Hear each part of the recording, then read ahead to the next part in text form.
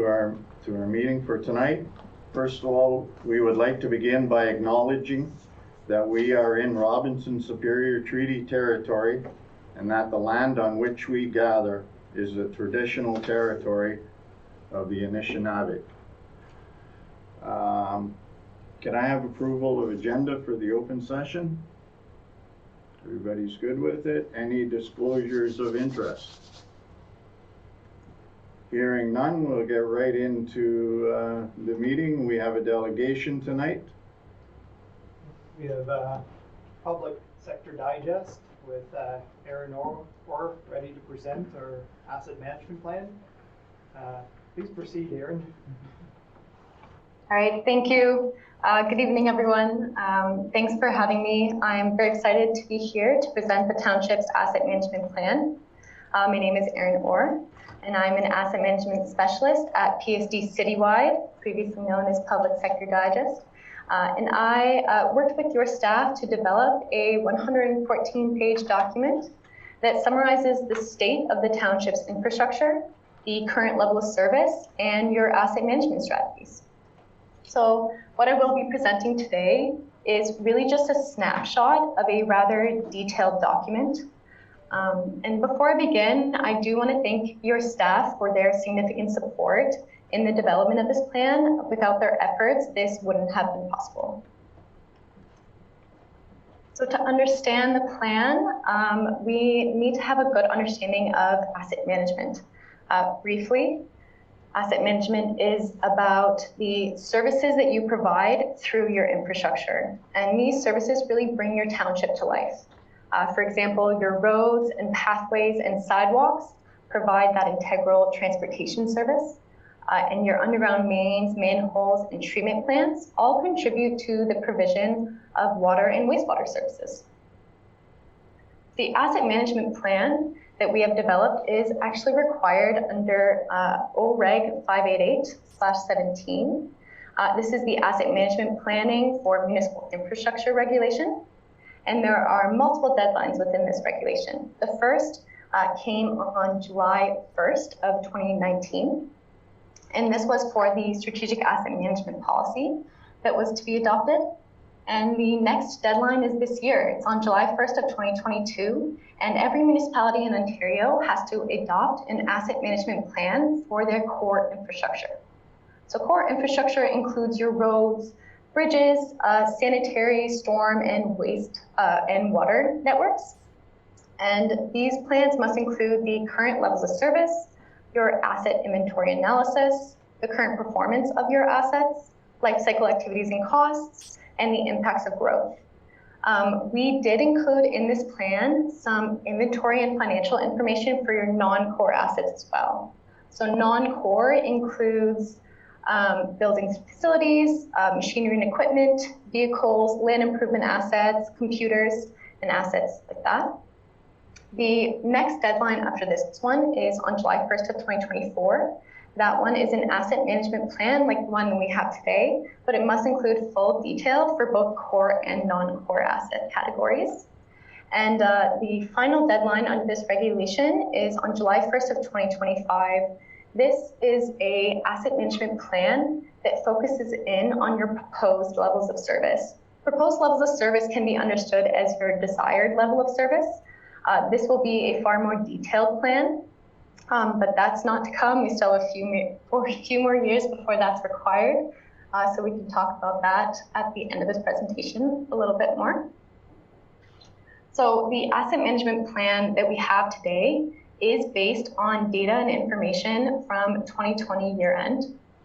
The plan describes the current state of infrastructure and asset management practices. It also includes what changes can be made to improve the state of your infrastructure and asset management practices. And it includes what is the township's financial capacity to meet long-term capital requirements. So let's begin with the replacement cost.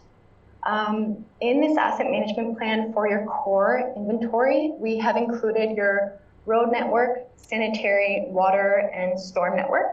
For your non-core, we've included buildings and facilities, land improvements, vehicles, machinery and equipment, and your furniture, library collections, and computer hardware in that final category. So the replacement cost is otherwise understood as the sum cost of replacing all of the assets that you own. And for the township, that total cost is $65.3 million. The cost per capita is $63,000, and the cost per household is around $106,000. So it's important to note first here that only 17% of the inventory has replacement costs that are based on user-defined pricing. So only 17% of your assets have accurate and up-to-date pricing. The other 83% is based on historical costs that has been inflated using consumer price index tables. So the costs may not be entirely accurate, and they're certainly subject to change as the price of goods and materials changes. So you can understand this a little bit better as just a snapshot in time of the replacement cost for your assets. So the next slide that we have here is the state of your infrastructure or the condition. Now this graph shows that over 70% of your inventory is in poor and very poor condition. And we found that over 40% of the inventory likely needs to be replaced in the next 10 years or so. However, very, very important to emphasize here that the condition ratings are not likely reflecting the true condition of your assets. If you take a look at the table below, the majority of your inventory has a condition that is entirely based on age. And what that means is that we don't know the true working condition of these assets. We simply have an assumption of the condition based on the current age and the expected useful life. So in the next phase of this project, my team will be working with your staff to refine this information and gather more accurate measures of the condition and expected useful lives. So what this graph really does show is that you have an aging inventory. This is seen all across Ontario, certainly in smaller towns and in Northern Ontario. A lot of your assets are older and likely in need of repair and replacement. So the information in this asset management plan and in your asset management software can really support staff in their efforts to assess risk and prioritize capital projects. So let's take a look at your capital requirements. The annual capital requirement is the amount of money you would need to invest annually to replace the failed assets on time.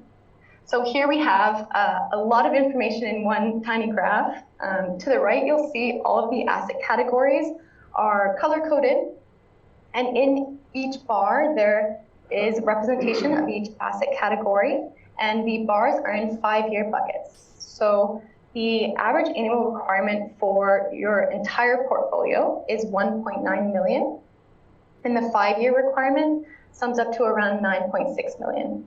So based on just the age of your assets, there are capital requirement peaks, as you can see, around the years of 2030, 2040, and 2065. So again, a reminder that these annual requirements are not at all set in stone. They may change with a number of factors, and they will almost definitely change with the refinement of accurate replacement costs and more accurate condition assessments. With more accurate condition assessments, what you would see is a lot of these early on replacements being pushed out. Because if some of your assets are shown to be in very poor condition, but the staff who are using them and are seeing them and assessing them know that they are in fact in usable condition, that would push out quite a few of these costs that are coming in the next 10 or 15 years.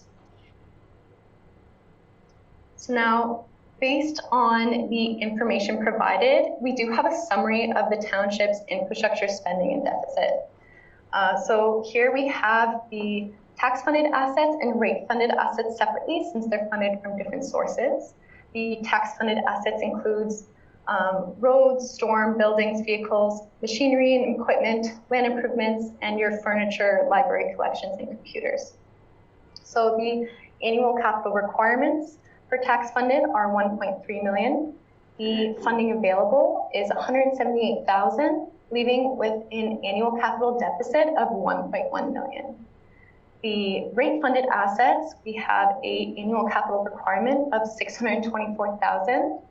funding available of $225,000, leaving an annual capital deficit of $399,000 for rate-funded assets.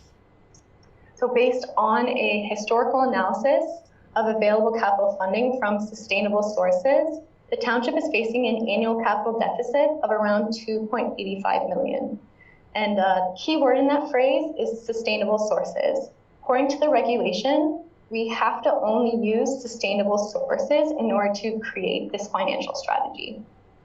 So sustainable sources in this case, they include the tax levy and the rate levies, and then they only include two other transfers. So that is the Canada Community Building Fund, previously known as the Gas Tax Fund, and the Ontario Community Infrastructure Fund.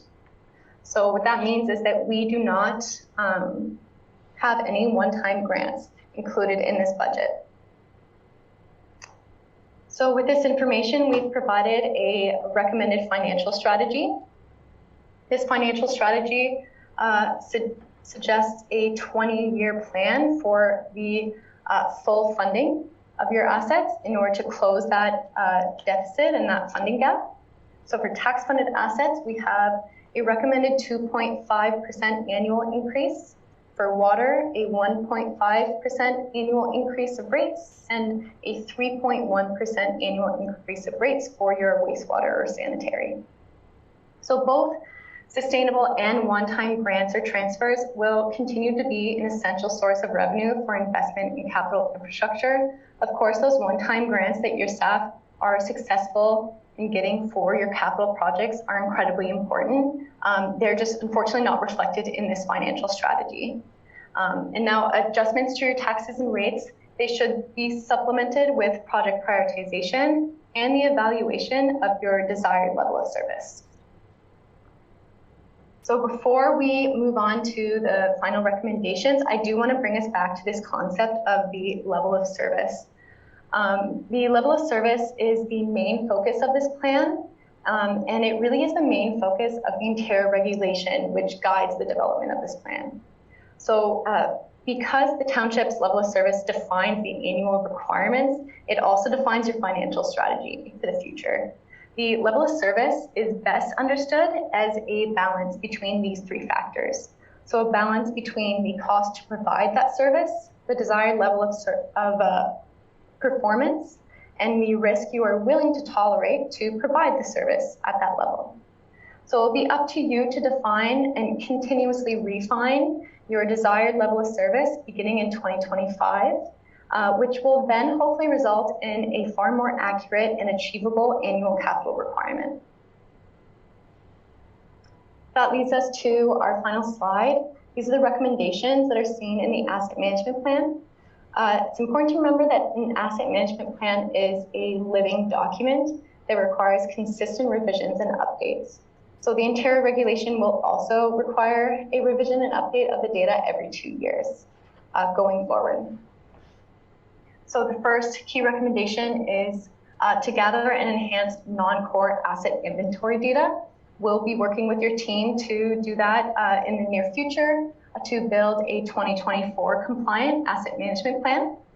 The next recommendation is to gather assessed condition for your core asset categories. That's what we discussed before, to have a better reflection of the true state of your portfolio's condition. We would want to gather some visual or even engineered assessed conditions of some of your assets. The third recommendation is to evaluate and update life cycle strategies and replacement costs. In this, we would advise evaluating capacity to deliver optimal life cycle strategies, reviewing your life cycle strategies to include comprehensive project costs. That means including operations and maintenance as well as rehabilitation costs, and then reviewing and continually updating your replacement costs. And the final recommendation is the evaluation of the levels of service. So you need to continue to collect the current level of service for core asset categories, as well as begin to collect the current level of service for non-core. And by 2025, you'll have to have your proposed level of service. So that is all I have for today. I want to thank you for your time and give you the opportunity to ask any questions to myself or your staff. Any questions? everyone understand where we're at with this process? It's we're working on the next deadline for it, so hopefully we'll have that in by December, if not prior, but yeah. Well, thank you very much, Aaron. Thank you for your time. We appreciate you presenting today. Thank you for your time, and have a nice rest of your evening. Thanks, Aaron. Thank you. Bye-bye.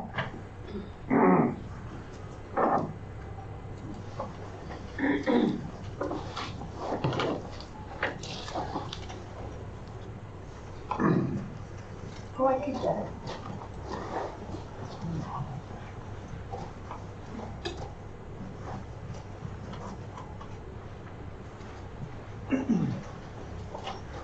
Okay, we'll move into minutes of the previous meetings.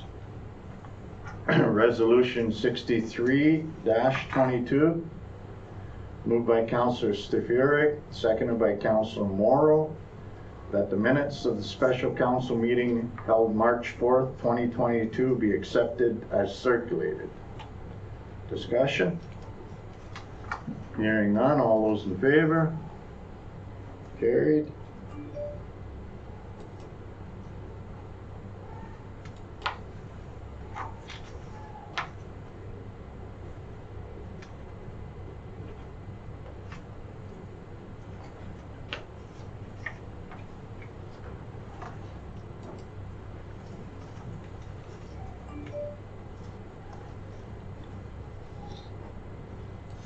Resolution 64-22,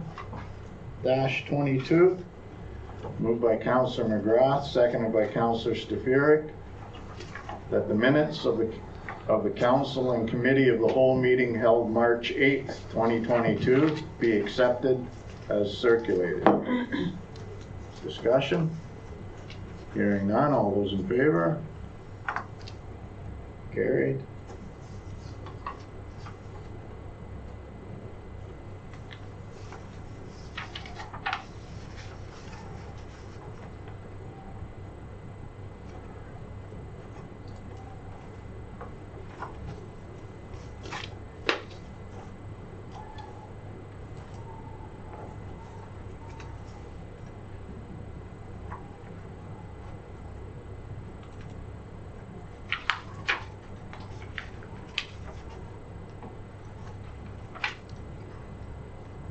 Committee of the whole recommendations. Resolution 65-22. Moved by Councillor Stefuric, seconded by Councillor Sales, that council accept the 2021 Section 11 annual report for the Schreiber drinking water system as prepared by the Ontario Clean Water Agency on behalf of the Township of Schreiber. Discussion? Hearing none, all those in favor? Carried.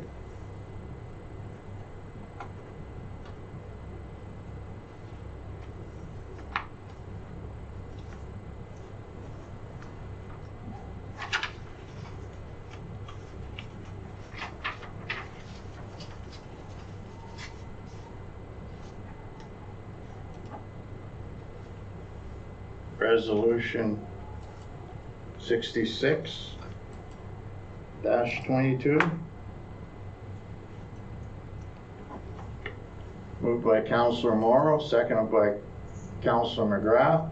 The council accept the 2021 Schedule 22 annual summary report for the Schreiber drinking water system as prepared by the Ontario Clean Water Agency on behalf of the Township of Schreiber.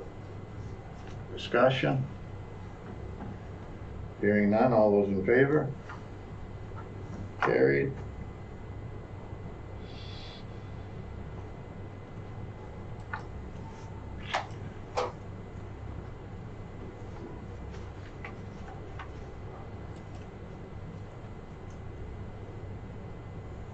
Resolution 67-22, Moved by Councillor Sales, seconded by Councillor Morrow. The council accept the 2021 annual record of water taking submission confirmation. Carried. All those in favor? Carried.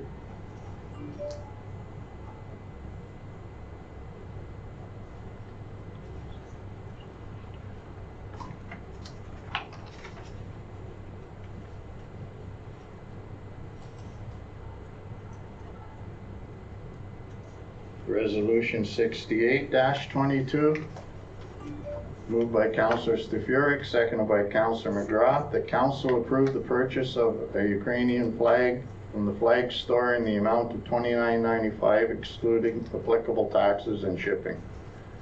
Discussion? Hearing none. All those in favor? Carried.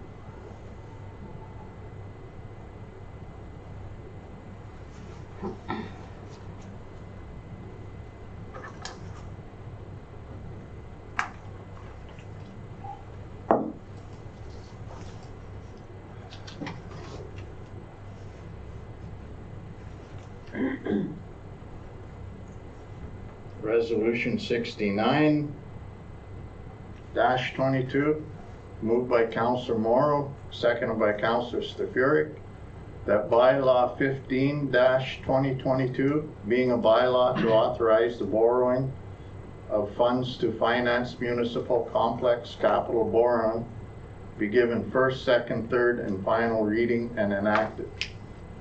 Just in terms of context here, you had passed this earlier, we had to bring it back again. The numbers had to be corrected from what was provided from the bank, so we're rescinding the two prior bylaws. All those in favor? Carried.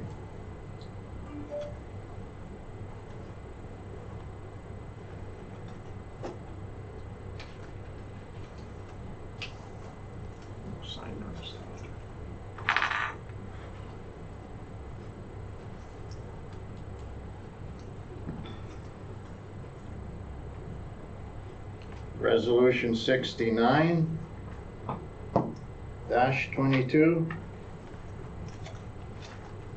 moved by Councillor. 70. Is it 70? Sorry.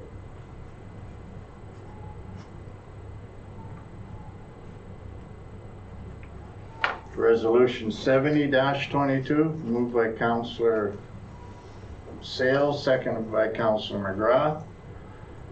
That bylaw 16-2022, being a bylaw to authorize the borrowing of funds to finance public works garage capital borrowing, be given first, second, third, and final reading and enacted.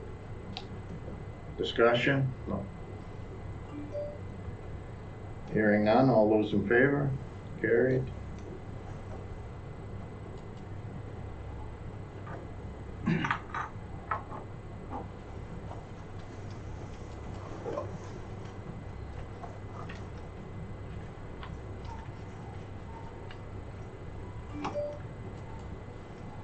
Resolution 71-22,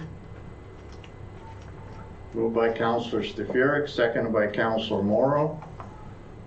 That bylaw 17-2022, being a bylaw to authorize the sale of lands 804 Winnipeg Street, Plan 388, Section 10, Lot 1 to 3, to 50 Below Liquidations Incorporated, be given first, second, third, and final reading and enacted. Again, context for this, we did proceed with the transaction here. We just need the bylaw as per our disposition of land policy. So making sure we follow that policy to get this passed. All those in favor? Carried.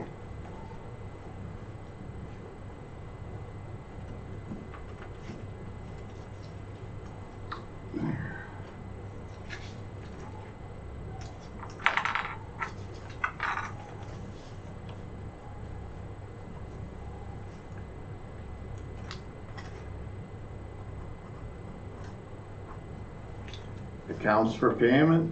None? Or no? move into the committee of the whole part of the meeting, department reports and committee board minutes.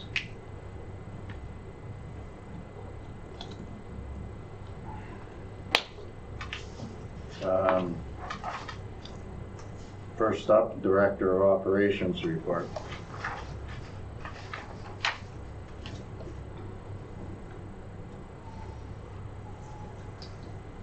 So Tammy, could you go over what we had discussed earlier about timeline for purchase of the loader? The loader?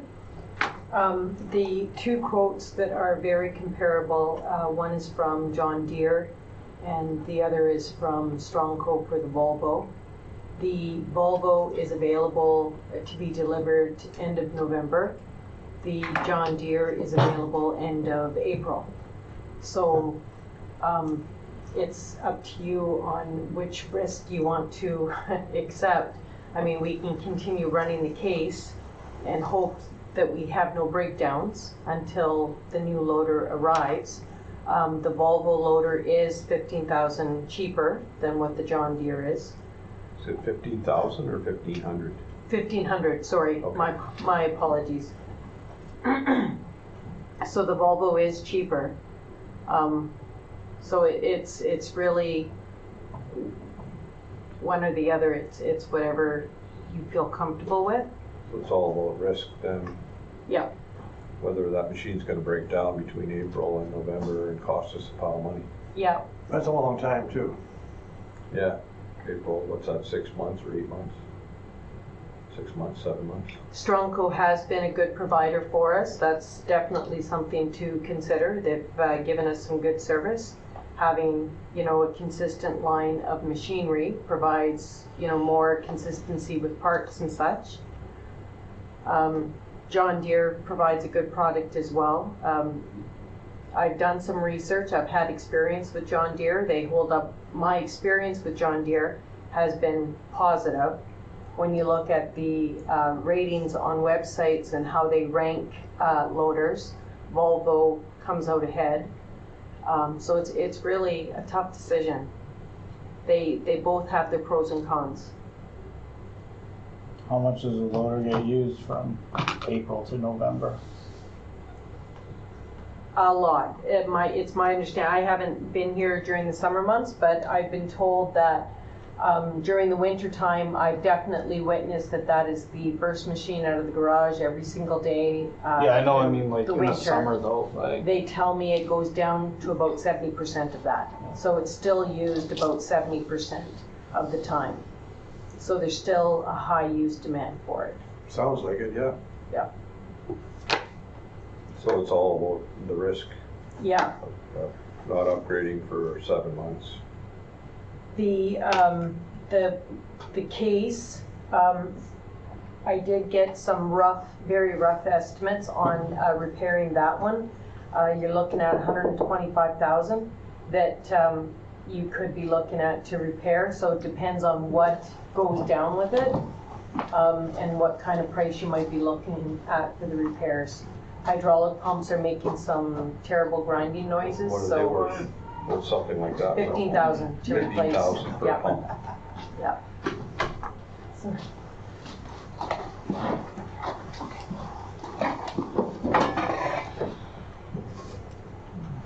I like the idea of dealing with Strongco. Yeah, me too. Why is that? Just because we've dealt with them in the past and they've been good to us. They come here, fix things. And what's the other one? John Deere. And what's their track record like? But to my knowledge, I've never seen a John Deere loader. I see more Strongco than anything. Yeah, You mean Volvo or? yeah, Strongco, Volvo.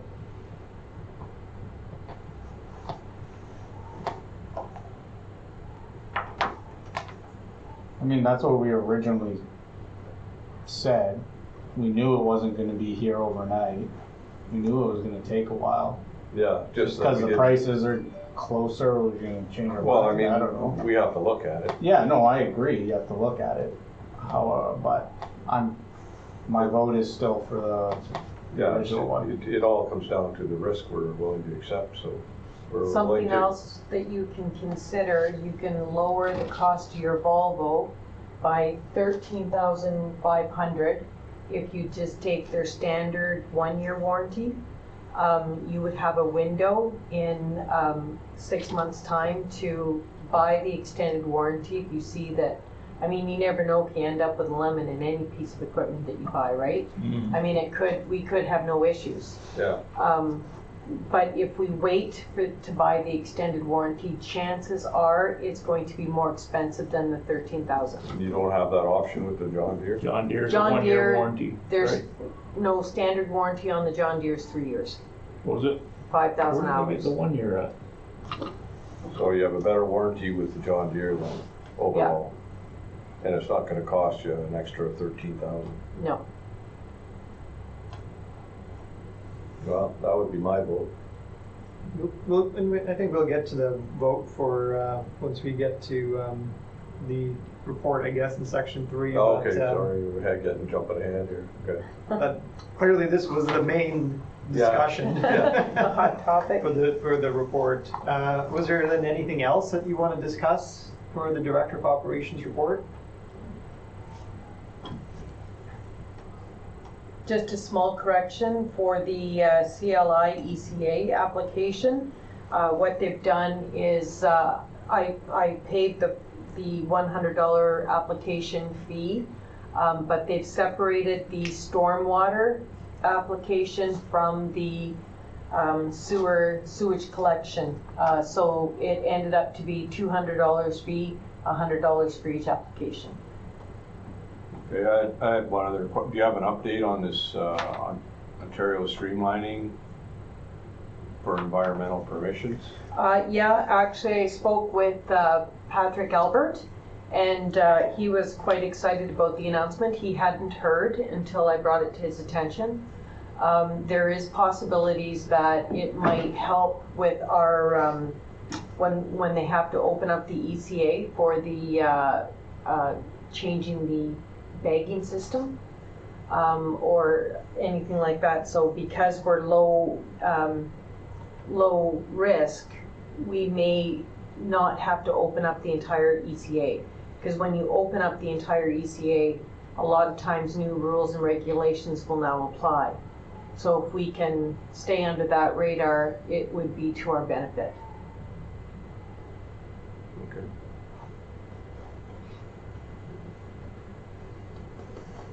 Okay, I was gonna ask that too. Okay, hearing nothing else on that, we'll move on to number 2, and that's the Schreiber Water and Wastewater Treatment Systems Report, February 2022.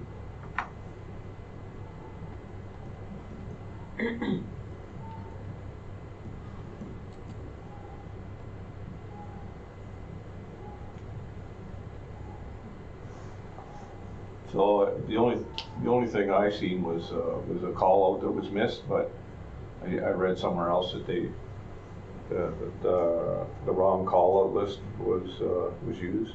Yes. Why would they have a wrong call out list? Apparently, this is a problem that they commonly have with T-Baytel. It was them that had the wrong list in hand. They quickly resolved it and was back on track in pretty short order. But it was definitely something that highlighted for me as well, and I have been investigating that a little deeper. Okay, thanks.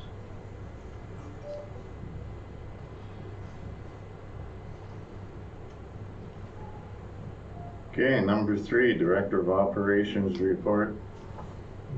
Here you go. Here's a recommendation that Council of the Township of Schreiber rescind Resolution 54-22 and accept the quote from Strongco in the amount of $283,950 plus applicable taxes.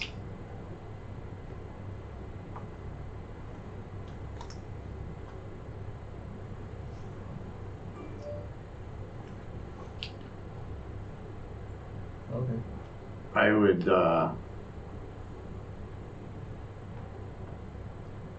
I think I would, would not get the extended warranty at this point in time. I'm talking on the Strongco.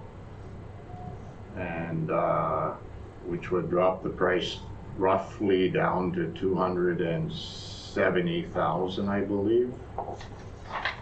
Roughly, 271 maybe.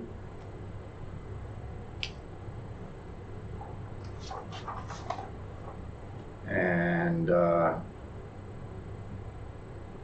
then we would be getting it in November and seeing how it run into next April or whatever, and then maybe get the extended warranty.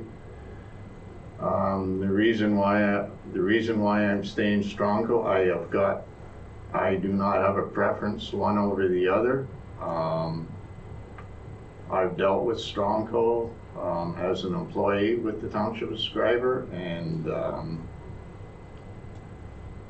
I'm sure Brandt Equipment is the same, but Strongco is a good company, and they've always come down. They've always come to bat for us, and so with that, and I would recommend not getting the warranty, the extended warranty at this point in time. That would be where I would go with it.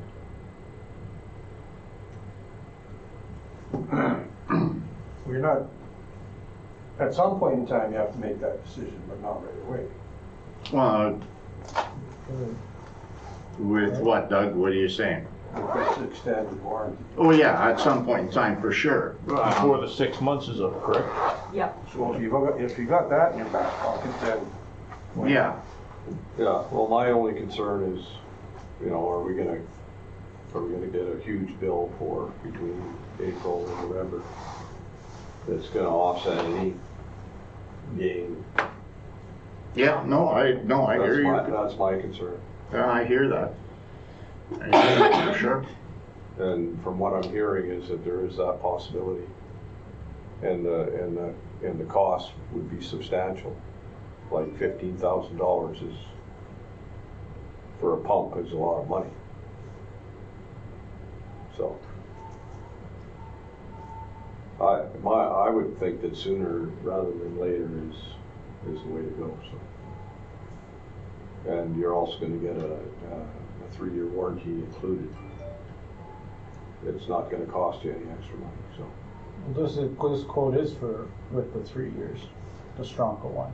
Well, I'm saying Yeah, The but we're paying 283. it. But the thought is not to accept that 3-year warranty. Just for clarification, I think you're saying to defer the 3-year Yeah, warranty. to defer You're the- saying Yeah, to to and say. I don't know if it's guaranteed if we can get that same $13,000 for that 3-year warranty if it is deferred. Yeah, Would that be an option to talk to them about if we can get it for the same prices? That has already been discussed, and he predicts that the way things have been going, that it will definitely probably be more. You will get a standard 1-year warranty with the Strongco on the Volvo. It's the extended warranty to 3 years that will cost $13,500.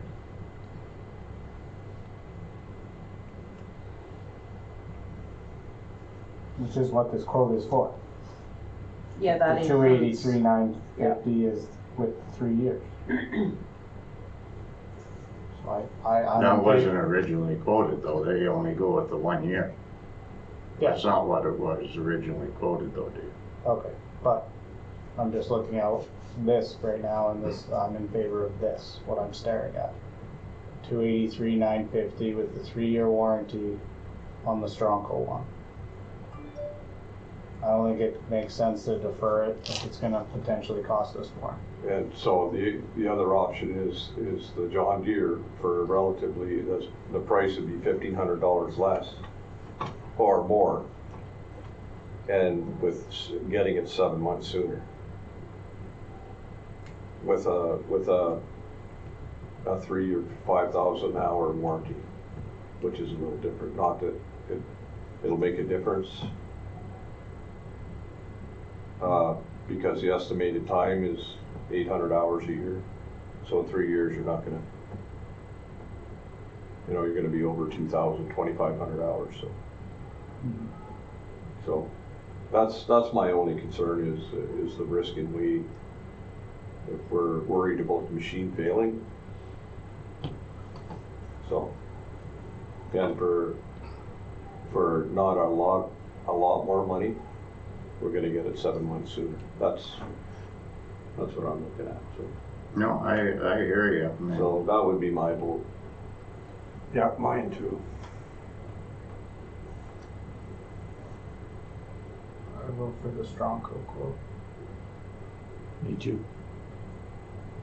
And so to clarify, you're voting for the brand, and you're voting for the brand, or you're voting based on The John Deere, yeah. John Deere? Okay.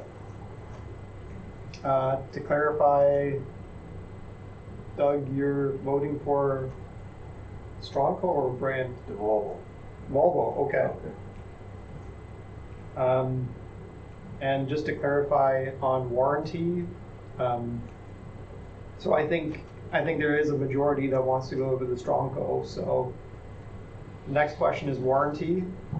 You voted to go ahead with warranty immediately on the On the John Deere. on the John Deere. Yeah. Okay. Because there's no option to defer it. Yep. Yep. So it's included in the price.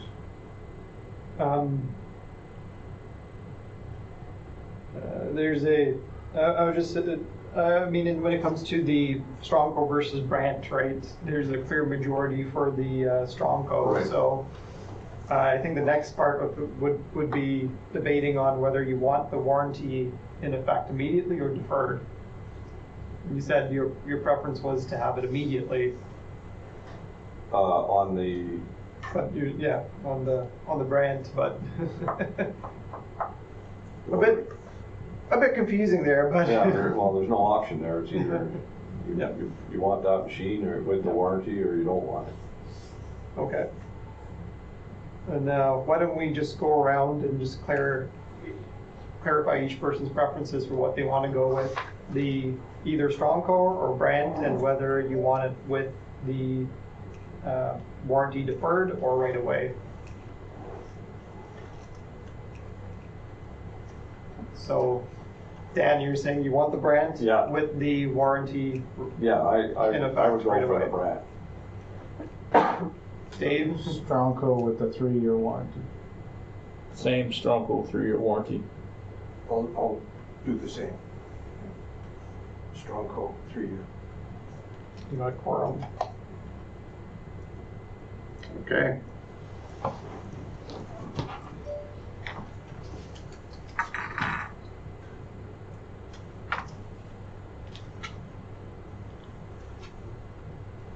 Okay, number 4, the 2022 budget survey results.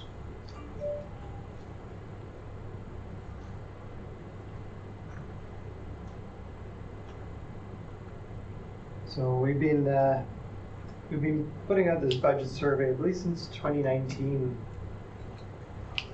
It's the same question, so we can track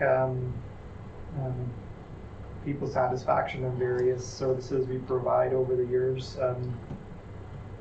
We've collected enough data that eventually we should be able to provide some line charts too in terms of the analysis. And certainly, it's the information, if accepted, we'll post it onto our website for the public to follow along as well.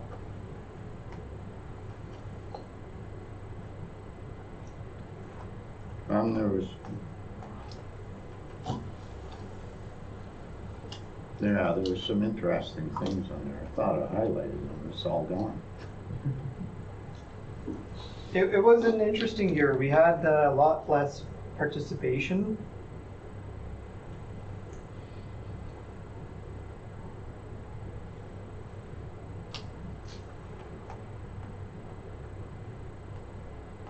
Yeah, it's great that people I mean, whoever's participating, they're taking the time to think through the questions, and the feedback is pretty good. Yeah. It's nice to know that we're doing some things right, Yeah, and that there's, you know, and good suggestions on how we can improve. It's good to see. and, yeah, I found what I did here, where it's saying, with the sidewalks, you need ramps and greater accessibility accommodations and stuff like that. Like, I mean, that would go with our, with our Nords. Like when we go to do the sidewalks, I mean, we're gonna take that into obviously, we're gonna take that into consideration in 4 years, 5 years, whenever it be, when we finish stacking that. And go about the sidewalks and what else?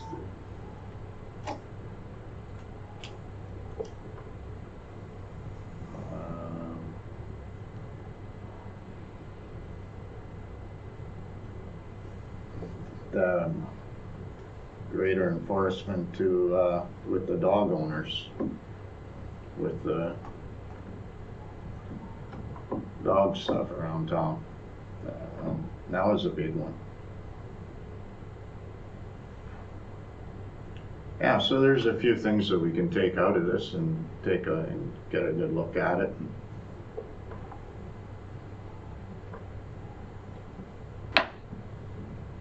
For sure. And some of the stuff we're working on in the background, we are working on, so more to come on that.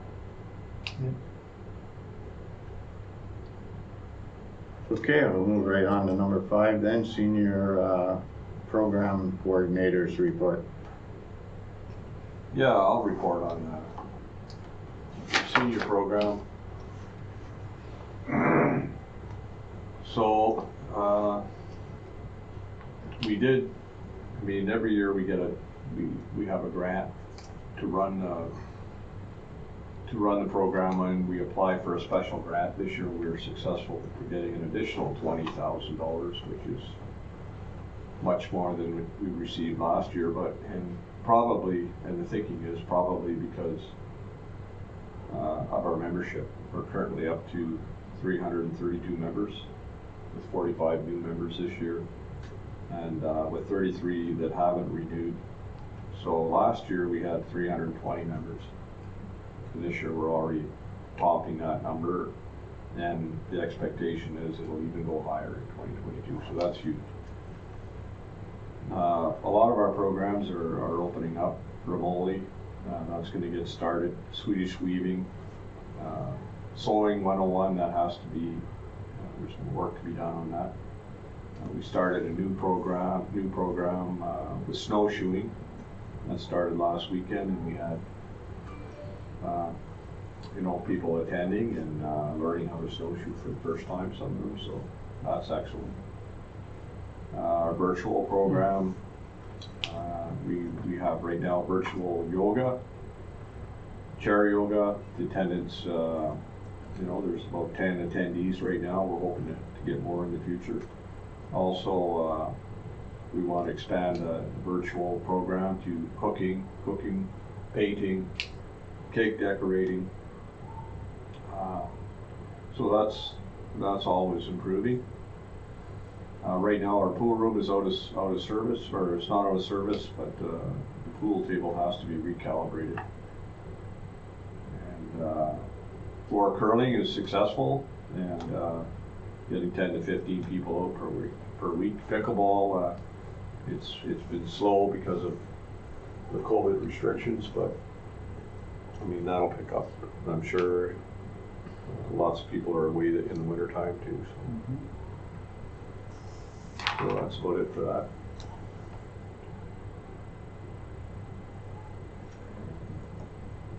Number 6, committee meeting minutes. So I think I covered it all.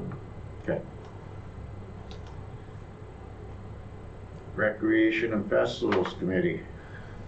So again, we've been busy working on Heritage Days. we were trying to figure out, you know, getting the best bang for your buck for advertising. Whether to use, how much we want to use CFNO, how many people listen to CFNO these days. Like, how often is it, you know, have them on site? We've done that in the past, have them right here on site during Heritage Days. Is it worth it? It's expensive. The breakout concert that we had planned with bringing in bands from outside the community. The artists were not able to come to Schreiber, so we're attacking that from a different angle and trying to get local entertainers, local bands. We're reaching out right now to see who's available, who would like to come in. There's also a comedy act that we're looking at. So we have a pretty full schedule. A couple of reunions coming to town. We're also planning. I mean, the Discovery Center will be open, so that's something we have to figure out when the grand opening is going to be.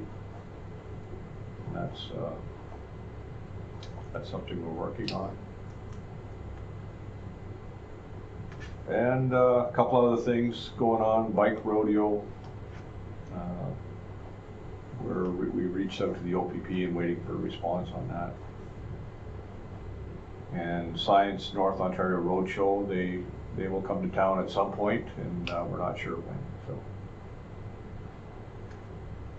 that's it for that as well.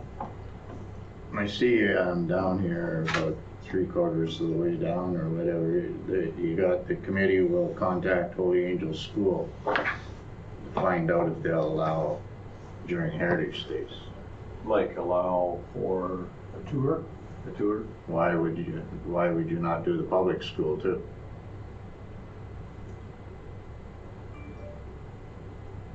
Yeah.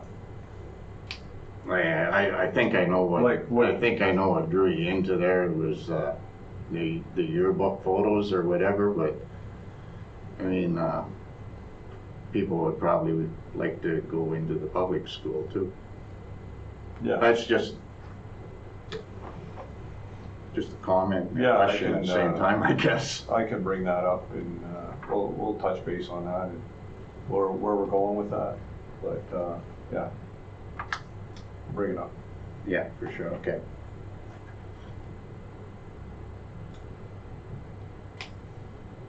Okay, number 8, Fire Department Activity Report for January, February. Jan is here, so. I think it was pretty busy, eh, Jan? It was a busy 2 months. That was above last year's January, February. Well, that accident on Walker's Lake was what, 4 cars, 5 cars? It was 4 separate accidents. I believe this, yeah, there was 8 people hurt. 2 of them were locals, 6 of them were from out of town. And yeah, that was an interesting event. Yeah, I was there. We are thinking of asking the MTO to relook at snow fencing up on that corner. They had installed it 1 year, and It helped. and then it did a little bit. Didn't completely solve the problem that year. What did they have there? Like, They had snow fencing up there okay, 1 yeah. year, I remember that. Yeah. and it may have reduced what had happened that day. I know we've cleaned that corner a couple times already this year. Yeah, We were there last week and pushed all the snow away. it's always bad for drifting.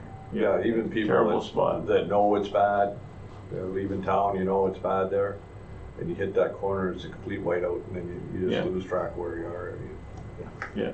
What happened on Sealam Hill? At the Sealam Lookout, a 1-car vehicle accident. 2 young ladies. Oh, yes. That was a car that lost control going Just down the lost hill. control coming down the hill. Hit the guardrails, bounced off, and then Yeah. continued on. It On was this side, heading west. heading west. Yeah, they Yeah. were on route to Another new bad job spot. in Alberta. I know because the eastbound lane, the guy was heading west and he spun out, and they never coming back, going home. and it was snowing and blowing, and we seen this truck come straight across there and spun around, knocked out about 20 guardrail posts, and So, yeah, that was something I wanted to highlight because a couple of our guys went out of their way. You know, it was two young girls, teenage girls from Quebec who were on their way out west to work, and we went out there the next day and repaired their car for them. Oh, that's back on the awesome. road, just so they weren't stranded here. So. Yeah, that's great. And you've been working on that mandatory training. Everybody, Jan's been on top of that. And There will be more to come in the next monthly report, I believe, on that. yeah, Yeah, and you weren't here last meeting, but we did talk about your win there for Pace Plat. Good work, Jen. Yes, good Getting work. that, Awesome. that huge success there, and all the time you put in getting that. Yeah, we expect that truck to arrive here in May, early May. Yeah, We'll be going down to pick it up, and that'll, you know, they've had a bunch of used trucks previously, but they've never had anything like this, and this is going to be a giant asset. yeah, that's huge. Good, Good stuff. good job. So is there interest in training out there too? We're hoping that the truck's arrival will generate With some some more interest incentive, yeah. in getting some more people to volunteer. Okay. Be good. okay, thanks, Jan. Okay, with that, we'll move on to question period. No questions. No questions. Okay, we'll move right into communications.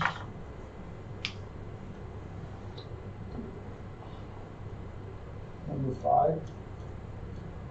Yeah, in terms of our policy statement, F 2021-2, council will award $500 to 2 Schreiber residents who will be attending post-secondary education who have been involved in leadership, civil service, or volunteer work. So, I'm still in favor of that. Yeah. So we're in favor of the two Yeah. 500s. And I mean, probably won't be much recent volunteer work, but What's I that? said there probably won't be much recent volunteer work because of COVID, but we'll be looking at the past and stuff. Okay, so we can go back to them. We still want to give out the 2 $500 bursaries then. Okay.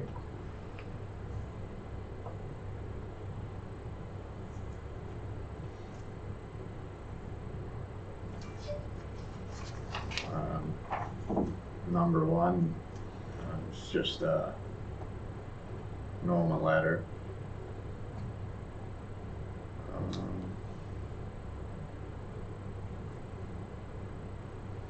Number 6 had an attachment there,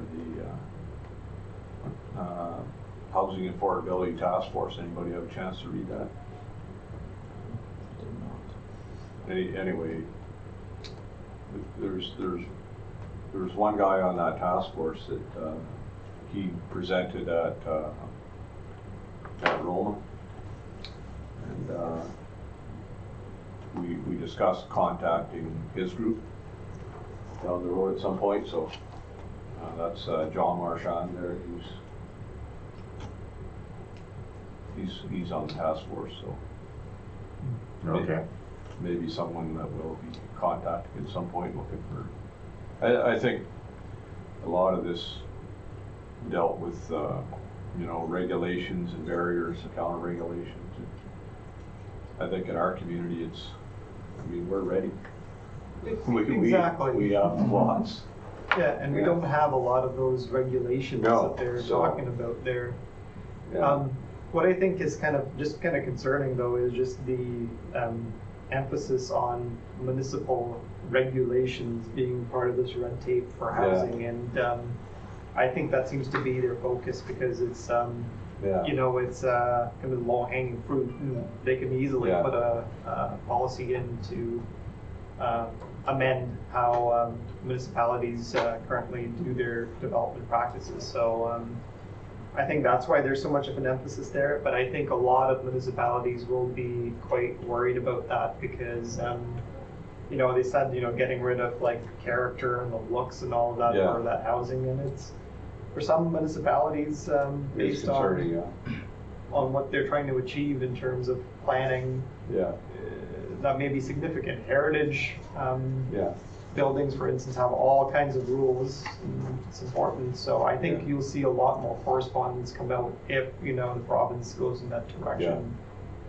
but when Kind of I, limiting the freedom of municipalities in terms of regulating development. yeah, but when I read that, I'm thinking we don't have a lot of those problems. We have a relatively straightforward system. We Yeah. don't even have development charges, and our site planning requirements are definitely not as rigorous as Southern Ontario municipalities, so. Yeah. Straightforward zoning too. We have very limited zones compared to Yeah. bigger ones.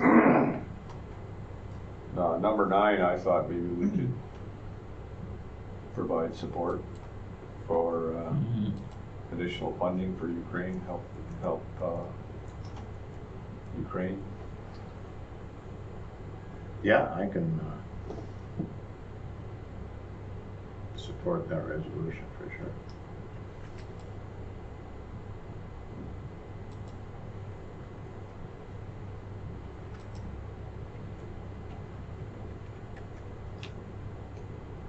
Hearing nothing else on communications, unfinished business, there none. And other business, the Thunder Bay District Municipal League Annual General Meeting. It's gonna be taking place at noon Saturday via Zoom over here. So, is anyone interested in attending? Are you, I'll have to send it out. you're going to that, eh, Doug? I could, yeah. Yeah, well, You're going to it. well, no, you're not going to it. I mean, it was on and then it was off Yeah, but it's on. and everything, but it's Zoom now, so like Doug would go to it. I guess anybody can go to it because it's their annual general meeting, but Yeah. my thought on it was Doug would be going to it, and if anybody wanted to go to it with them, but is there anybody out there that would be interested in positions? That was my train of thought on it. If it's just Doug going, then I think Doug can join via his Right.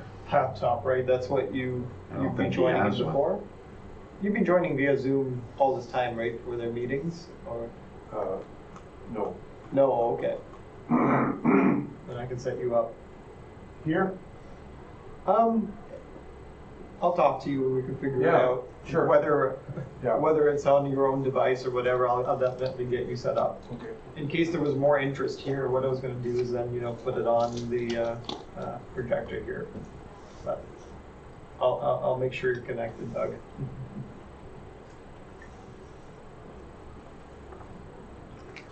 Okay.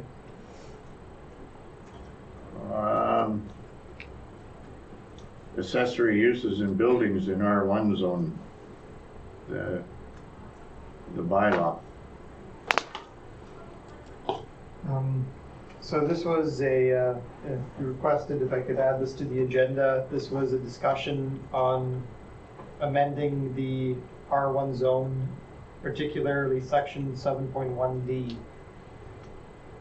Just in terms of, just a briefing on it, that vacant lots in a residential zone allow for a accessory building. Could be a garage, could be a shed. That can be built prior to the primary use. That primary use is going to be a house. So what you suggested to put forward is essentially looking at that section 7.1D that allows for a accessory building on a vacant lot, and to determine, I guess, if you want to make any changes to that.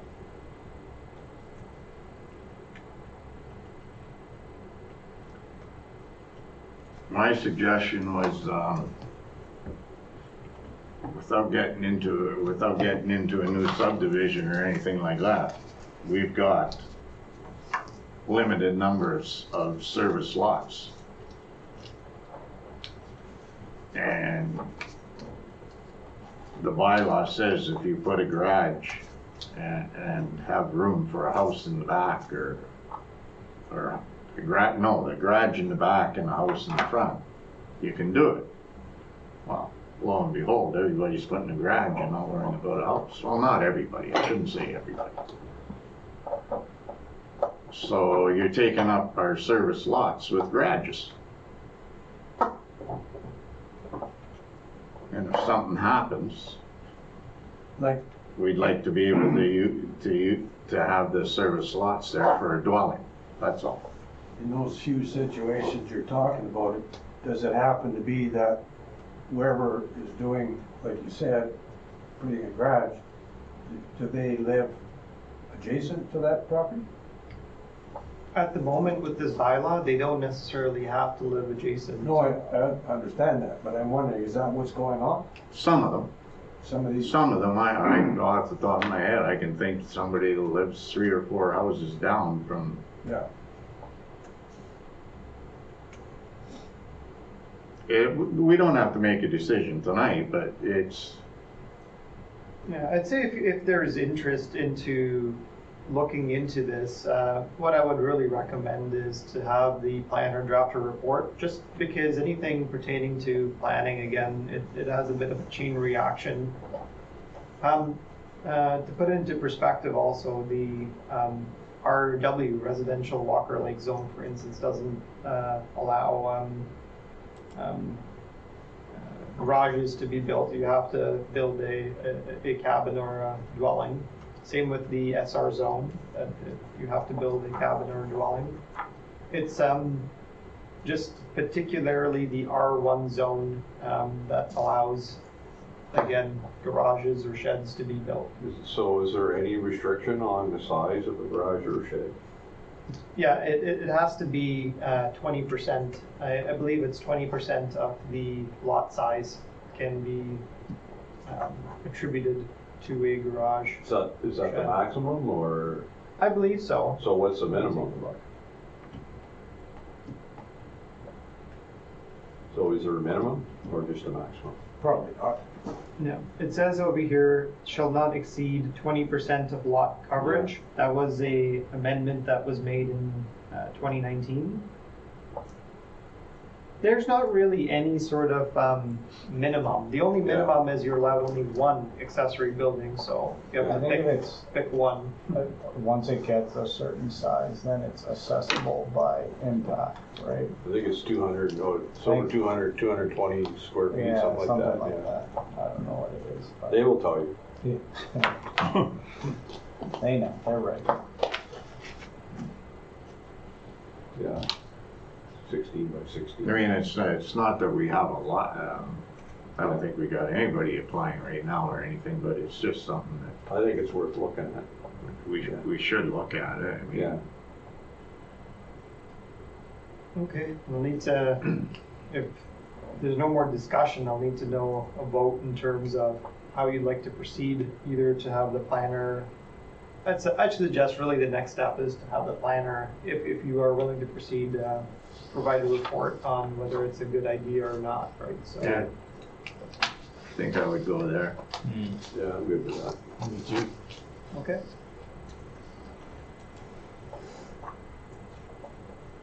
Okay, that is the end of the open meeting. Resolution 72-22,